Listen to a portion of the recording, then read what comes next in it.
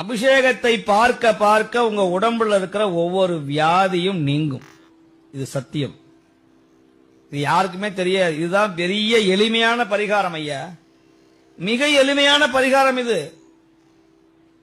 உங்க உடம்புல எத்தனை வியாதி இருந்தாலும் ஒரு அபிஷேகத்தை பார்க்கணும். அந்த அபிஷேகத்துக்கு உங்களால் முடிந்த அந்த பங்கு இருக்கணும். அப்படி இருந்தா உங்க உடம்புல இருக்கிற வியாதி தன் போலவே குறையும்.